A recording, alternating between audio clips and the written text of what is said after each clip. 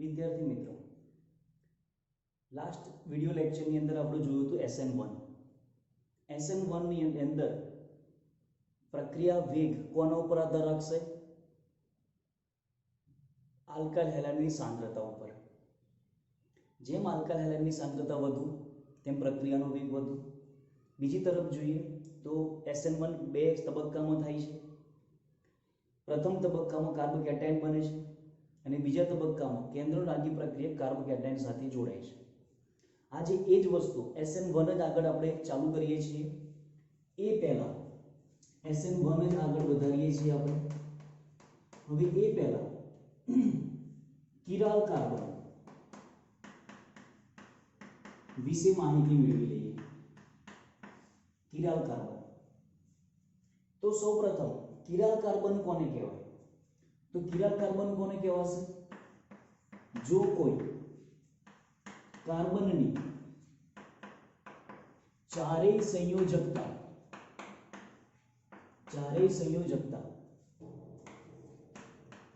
જુદી જુદી હોય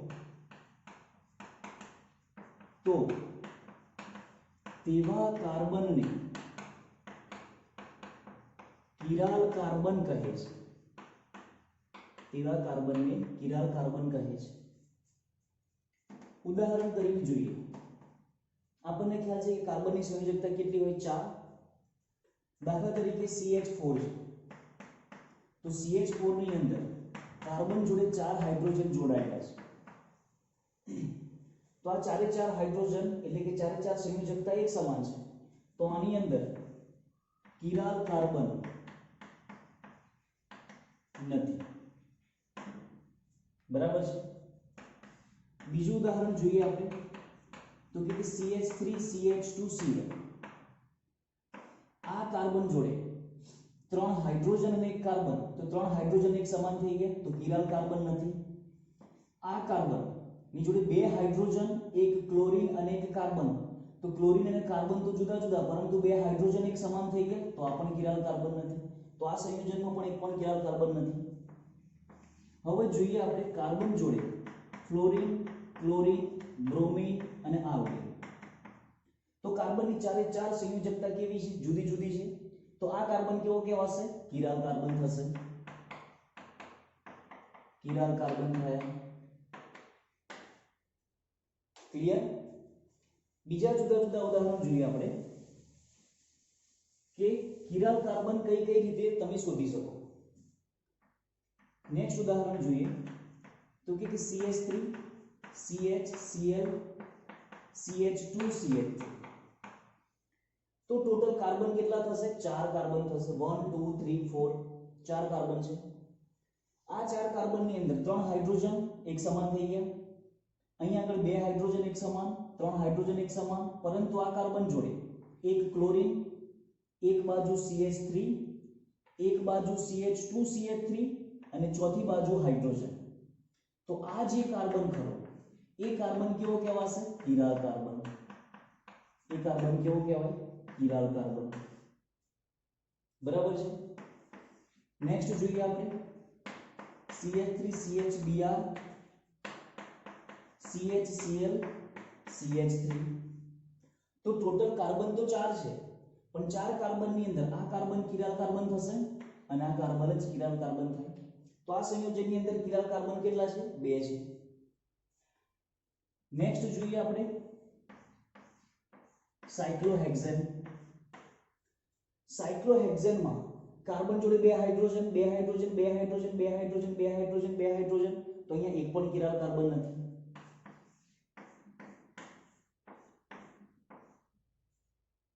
અહીંયા આગળ ક્લોરીન લખી નાખું અને અહીંયા આગળ મિથાઇલ કરી દઈએ તો CH2 CH2 CH2 CH2 તો થશે, પરંતુ આ કેસમાં કિરાલ કાર્બન કેટલા થશે? ધ્યાન રાખજો.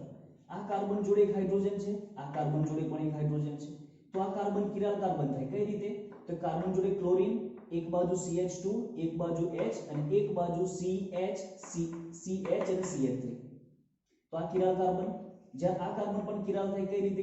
Hydrogen CH3 CH CH2. તો આ કેસમાં કેટલા કિરાલ કાર્બન છે? 2 કિરાલ કાર્બન છે. હવે આ કિરાલ કાર્બન નો ઉપયોગ આપણે અહીં આગળ કઈ રીતે કરવાનો છે ધ્યાન રાખજો. કિરાલ કાર્બન નો ઉપયોગ કઈ રીતે કરવાનો છે SN1 ની અંદર જોઈએ આપણે. ધારો કે એક કાર્બન છે, કાર્બન જોડે R1 R2 R3 અને R4. હવે ક્વેશ્ચન થાય કે આ શું છે, તો કે આ કાર્બનનું સંકરણ કેવું થશે sp3 સંકરણ થાય. sp3 સંકરણ હોવાને કારણે એનો આકાર કેવો થશે સમચતુષ્ફલકીય. સમચતુષ્ફલકીય આકાર. સમચતુષ્ફલકીય આકાર એટલે કે R1 અને R2 એક જ સમતલમાં છે, જ્યારે R3 મારાથી દૂર અને R4 મારી બાજુ છે. મારાથી જે દૂર છે એટલે કે બ્લેક તમારી બાજુ એ R3 ઘાટી લાઈનથી બતાવેલો છે, જ્યારે R4 જે દૂર છે તમારાથી એ આછી લાઈનથી બતાવેલો છે. હવે R4 ની જગ્યાએ આપણે કોઈક એક સમૂહ X લઈ લઈએ. R1 કન્ડિશન એક છે R1 is not equal to R2 is not equal to R3. તો કાર્બનની ત્રણે ત્રણ સંયોજકતા R1 R2 R3 અલગ અલગ છે ને X પણ અલગ અલગ. તો આ કાર્બન કેવો કહેવાશે કિરાલ કાર્બન. આ કાર્બન કેવો કહેવાય કિરાલ કાર્બન. આજે આપણે અત્યારે જે ભણીશું એ માત્ર કિરાલ કાર્બન માટે જ SN1 ભણીશું. તો પહેલા તબક્કામાં શું થશે તો કે X દૂર થાય. ગઈકાલે જે રીતે જોયું એ રીતે જો X દૂર થાય તો કાર્બનની સંયોજકતા કેટલી થઈ જાય 3 થઈ જાય અને કાર્બન ઉપર કયો વીજભાર આવે પ્લસ. તો કાર્બન ઉપર R1 R2 R3 અને કાર્બનની ચોથી કક્ષક જે છે ખાલી થઈ ગઈ. ખાલી થઈ ગઈ તેના ઉપર કયો વીજભાર આવી ગયો પોઝિટિવ ચાર્જ. હવે જે આકાર સંકરણ જે થઈ જાય એ સંકરણ કેવું થઈ જશે sp2. sp2 સંકરણ હોવાને આકાર કેવો થઈ જશે સમતલીય ત્રિકોણ. આકાર કેવો થઈ જાય સમતલીય ત્રિકોણ. કઈ રીતે અરેન્જમેન્ટ છે કાર્બન ઉપરની બાજુ R1 આ બાજુ R3 અને આ બાજુ R2. p કક્ષક તમારી બાજુ અને મારી બાજુ છે. નેક્સ્ટ તબક્કામાં શું આવશે ઋણ વીજભારિત પ્રક્રિયક આવશે ન્યુક્લિયોફાઇલ. હવે ન્યુક્લિયોફાઇલ કાં તો તમારી બાજુથી જોડાય કાં તો મારી બાજુથી જોડાય. તો ન્યુક્લિયોફાઇલ આવવા માટેના બે રસ્તા છે, કાં તો આ બાજુથી આવે કાં તો આ બાજુથી આવે. તો નિપજ કેટલી બનાવશે બે નિપજ બનાવી શકે. જો આ બાજુથી જોડાય તો C R1 ઉપર જ રહેશે. ન્યુક્લિયોફાઇલ આ બાજુ આવશે. ન્યુક્લિયોફાઇલ આ બાજુથી આવશે R2 અને R3. R3 આપણે કઈ રીતે લખી નાખીએ છીએ ડેશની રીતે લખી નાખીએ છીએ. જો ન્યુક્લિયોફાઇલ તમારી બાજુથી આવે, જો ન્યુક્લિયોફાઇલ વેજમાંથી આવે તો એક R3 એક સમૂહ પાછળ જતો રહેશે. કાં તો ન્યુક્લિયોફાઇલ કાં તો આગળથી આવે કાં તો ન્યુક્લિયોફાઇલ પાછળથી આવે. એ વખતે વેજમાં કોણ આવતું રહેશે R3 અને અહીંયા કોણ આવતું રહેશે R2. તો અહીં આગળ બે નિપજ બને છે. એક વખત ન્યુક્લિયોફાઇલ વેજમાંથી એટલે કે તમારી બાજુથી અને એક વખત ન્યુક્લિયોફાઇલ પાછળની બાજુથી. તો જ્યારે sp3 સંકરણ ધરાવતો કાર્બન હોય પરંતુ તે કાર્બન કિરાલ કાર્બન હોય તો જે ઋણ વીજભારિત ન્યુક્લિયોફાઇલ કરો એ કેટલી નિપજ બનાવશે બે નિપજ બનાવશે. અને આ નિપજનું જે મિશ્રણ થયું એ મિશ્રણને આપણે રેસેમિક મિશ્રણ કહે છે. એ મિશ્રણને કયું મિશ્રણ કહે છે રેસેમિક મિશ્રણ કહે છે. બટ રેસેમિક મિશ્રણ ક્યારે આપે કન્ડિશન ખાસ ધ્યાન રાખજો. જો કિરાલ કાર્બન હેલોજન જે કાર્બન સાથે જોડાયેલો હોય એ કાર્બન કિરાલ કાર્બન હોય તો જ રેસેમિક મિશ્રણ આપે, અધરવાઇઝ રેસેમિક મિશ્રણ નહીં આપે. ક્લિયર? ઓકે.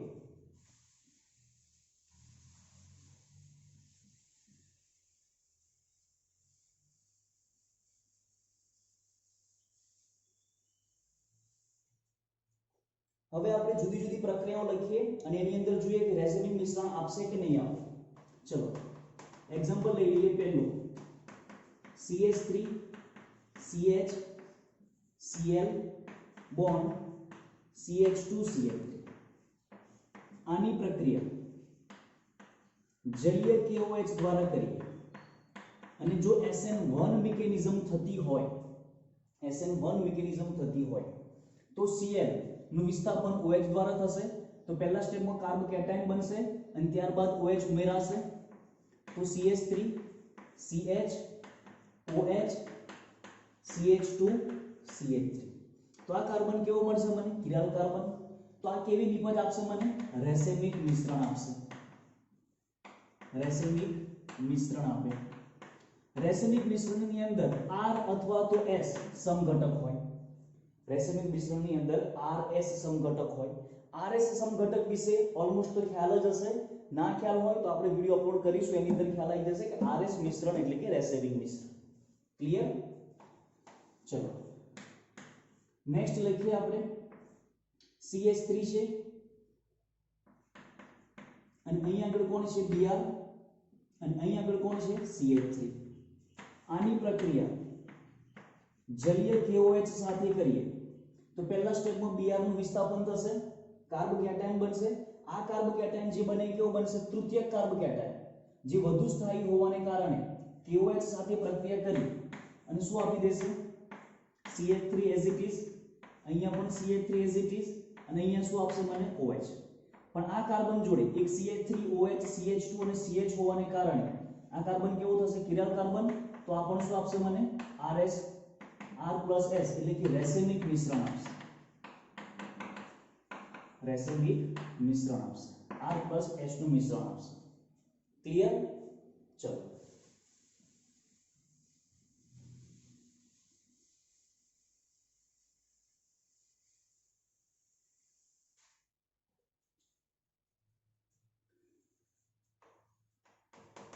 क्वेश्चन आ रीते पूछाय कि नीचेनामांथी कयो प्रक्रिया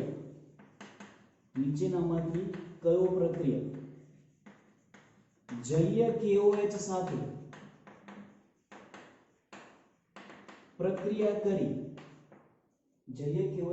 પ્રક્રિયા કરી રેસેમિક મિશ્રણ આપે છે पहलो ऑप्शन है तुम्हारी जोड़े CH3 CH2 Cl बीजो ऑप्शन है बेंजाइल क्लोराइड त्रीजो ऑप्शन है CHCl CH3 અને ચોથો ઓપ્શન છે બ્યુટાઇલ પ્રોપાઇલ ક્લોરાઇડ તો આપણે એ જોવાનું કે ક્લોરીન જોડે જે કાર્બન છે એ કાર્બન શું કિરાલ કાર્બન છે આ કિરાલ કાર્બન નથી આ પણ નથી પણ આ કિરાલ કાર્બન છે તો કાર્બોકેટાયન બનાવશે ધન વીજભાર બનાવશે CH3 એક બાજુ C Cl અને H તો આ શું આપશે આપણને રેસેમિક મિશ્રણ ક્લિયર ઓકે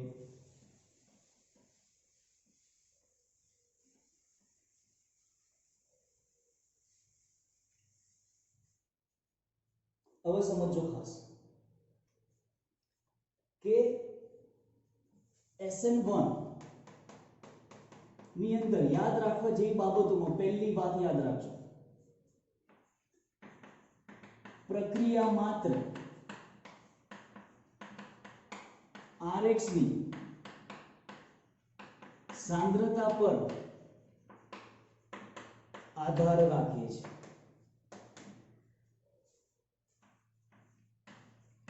પ્રક્રિયા બે તબક્કામાં થાય છે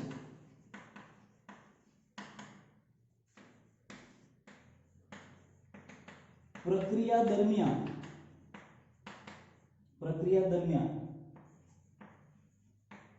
મધ્યસ્થી નિપજ તરીકે કાર્બ કેટાયન બને છે મધ્યસ્થ નિપજ તરીકે કાર્બ કેટાયન બને છે પ્રક્રિયાનો વેગ is directly proportional to કાર્બ કેટાયનની સ્થિરતા જેમ કાર્બોકેટાયનની સ્થિરતા વધુ તેમ પ્રક્રિયાનો વેગ વધુ. નેક્સ્ટ જોઈએ, જો સંયોજનમાં કિરાલ કાર્બન સાથે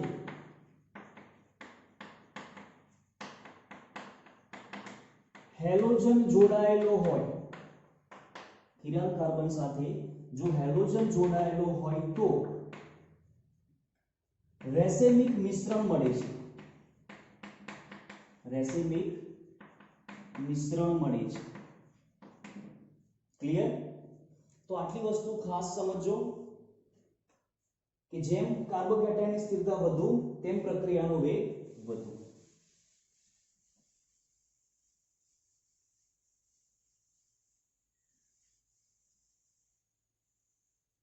તો અત્યાર સુધી આપણે જે વાત કરી એ SN1 ની વાત કરી. હવે આની અંદર જુદી જુદી પ્રક્રિયાઓ લખી લઈએ આપણે. તો ઉદાહરણ કરીને લખો, ક્વેશ્ચન ફટાફટ લખજો કે CH3 CHCl, અહીંયા છે CH3, અહીંયા આગળ લઈ લઈએ આપણે CH2 CH3. ચલો, તો આની પ્રક્રિયા જલીય KOH સાથે કરાવો. તો હવે અહીંયાથી ક્લોરીન દૂર થાય તો કાર્બોકેટાયન કયો બનશે? તૃતીયક. અને તૃતીયક કાર્બોકેટાયન બને તો કમ્પલસરી SN1 જ થાય, જલીય KOH છે ને. તો શું બનશે? CH3C CH3 OH bond CH2 bond CH3. Clear? Second one, CH3C CH3 chlorine bond CH3. આની પ્રક્રિયા જલીય KOH સાથે કરાઈએ તો નિપજ તરીકે શું બનશે? CH3C CH3 bond OH bond CH3. એટલું યાદ રાખજો કે જલીય મતલબ વોટર, તો યાદ રાખો એવું કરી લખી રાખજો. અને આ પોઈન્ટ ખાસ ધ્યાન રાખજો. SN1 પ્રક્રિયા થવા માટે, SN1 પ્રક્રિયા થવા માટે ધ્રુવીય પ્રોટીક દ્રાવકની જરૂર પડે જ.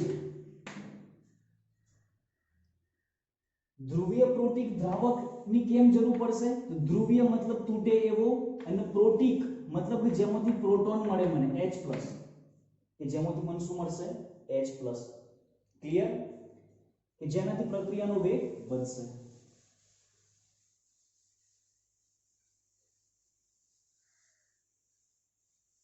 ચલો, હવે આગળ જોઈએ આપણે. તો આ વાત થઈ આપણી SN1 ની વાત કરી. હવે આજે આપણે વાત કરીશું SN2 ની. તો બીજો તબક્કો, બીજા પ્રકારની જે પ્રક્રિયા છે SN2 છે. આનો મતલબ એવો થશે, બાયોમોલેક્યુલર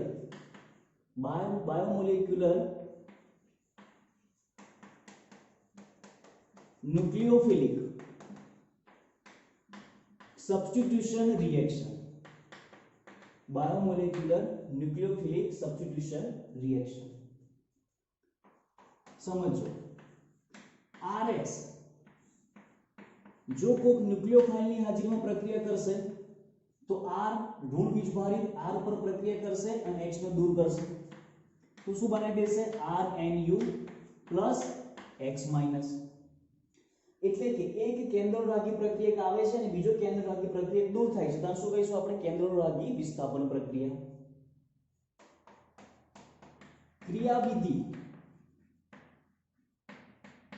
ક્રિયાવિધિ સમજો. RX જ્યારે કોઈ ન્યુક્લિયોફાઇલ સાથે પ્રક્રિયા કરશે ત્યારે શું થશે?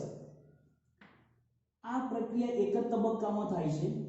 જેવો X અહીંયાથી દૂર જવા પ્રયત્ન કરે છે, ક્યારે દૂર જવા પ્રયત્ન કરશે? જ્યારે કોઈ ન્યુક્લિયોફાઇલ પાછળથી R ઉપર એટેક કરશે.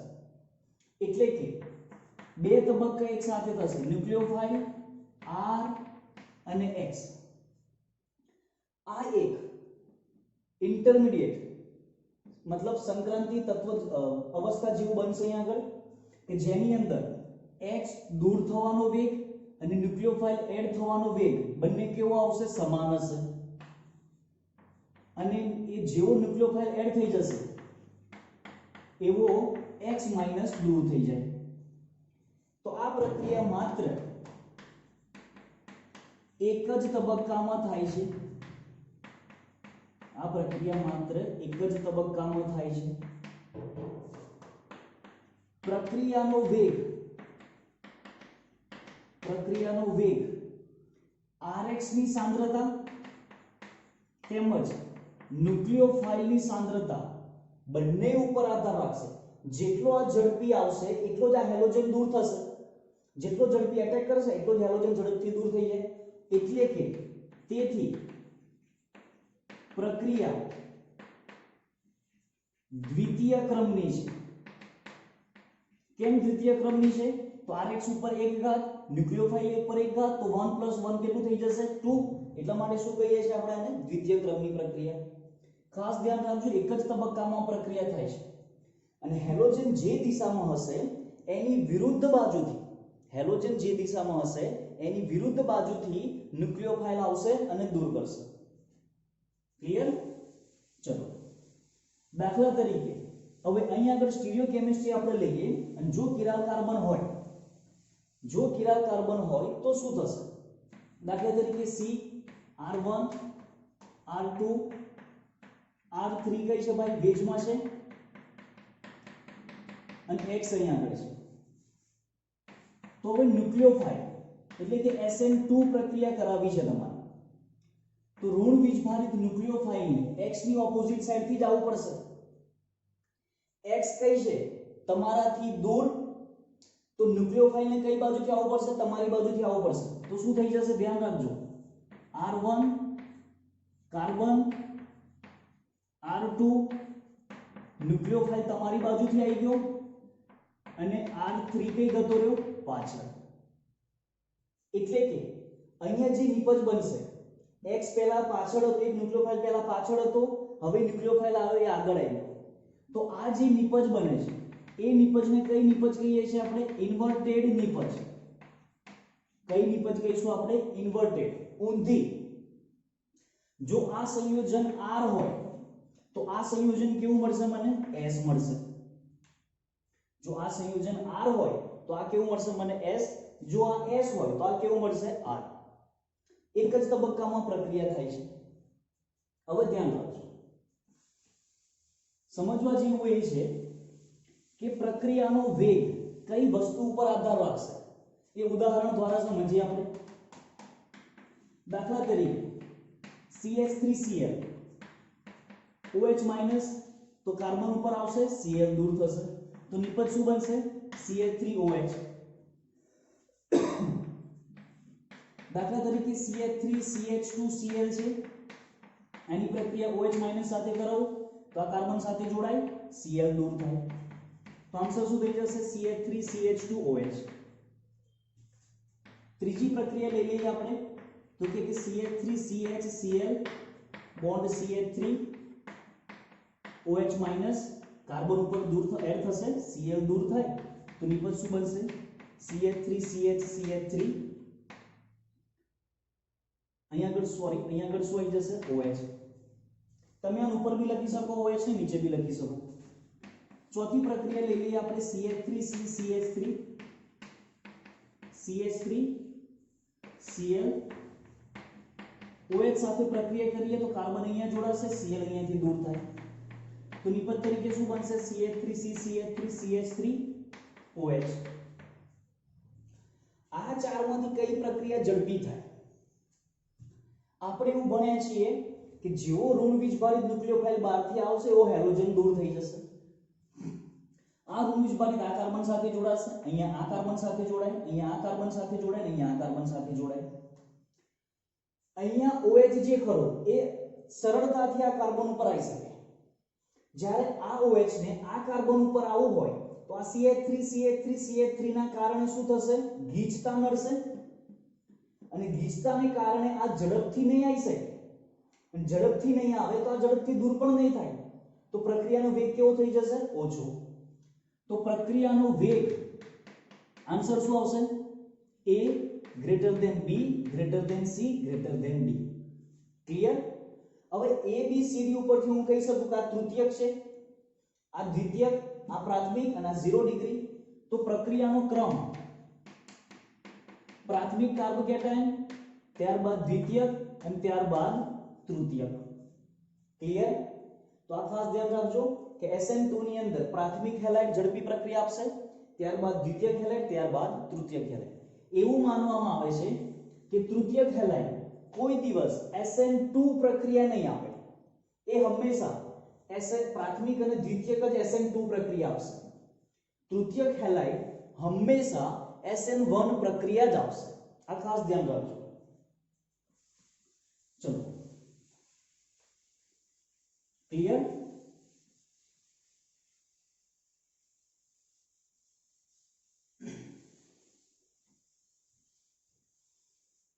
હવે SN1 અને SN2 બંને ભેગું કરીને આપણે ક્વેશ્ચન લખીએ છીએ. ધ્યાન રાખજો, અહીંયા આગળ ક્વેશ્ચન છે કે નીચેની પ્રક્રિયા પૂર્ણ કરો. નીચેની પ્રક્રિયા પૂર્ણ કરો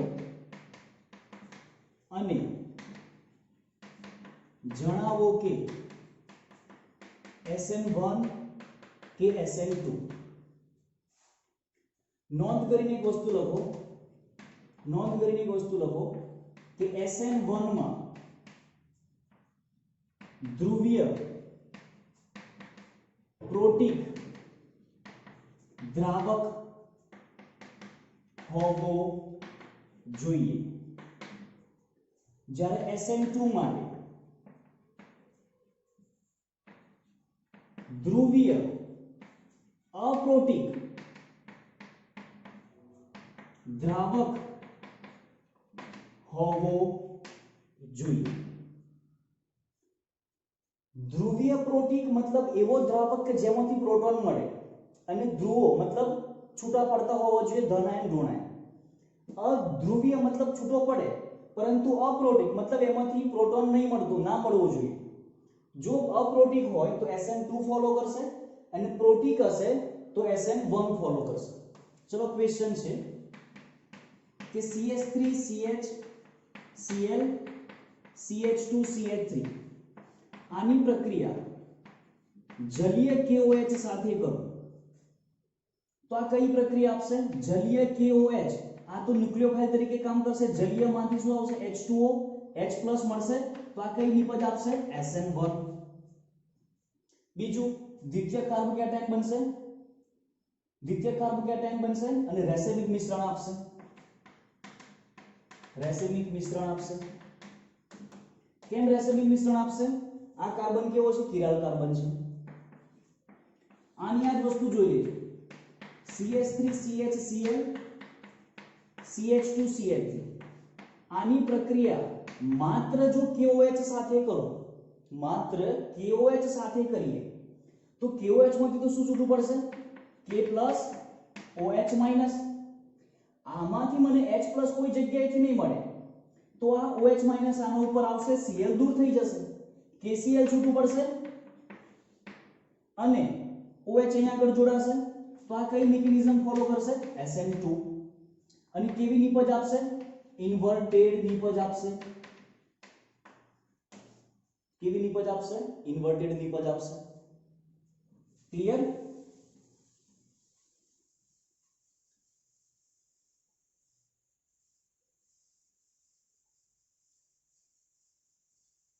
ચલો, દાખલા તરીકે બીજા ક્વેશ્ચન લઈ લઈએ. ક્લોરીન OH- સાથે પ્રક્રિયા કરાવો. કઈ મિકેનિઝમ ફોલો કરશે? અહીંયા આગળ OH- એટલું ના લખીએ આપણે, અને જો KOH લખીએ. ચલો, જલીય KOH લખી નાખીએ. હેલાઇડ કેવો છે? પ્રાથમિક છે. જલીય KOH છે, પ્રાથમિક છે ને, તો કઈ મિકેનિઝમ ફોલો કરશે? SN2.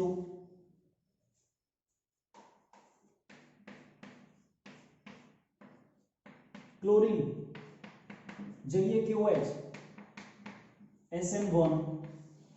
કેમ SN1? જે હેલોજન છે એ કેવો છે? તૃતીયક હેલોજન છે. બરાબર છે? તો આ રીતે આપણે SN1 અને SN2 નક્કી કરી શકીએ. તો અહીં આગળ આપણે SN1 અને SN2 પૂરું કરીએ છીએ. SN1 અને SN2 ખાલી હેલો આલ્કેન માટે પૂરું કર્યું છે. SN1 SN2 આપણે દરેક ચેપ્ટરની અંદર ભણવાનું છે અને ખૂબ જ વાઇડ પોર્શન છે.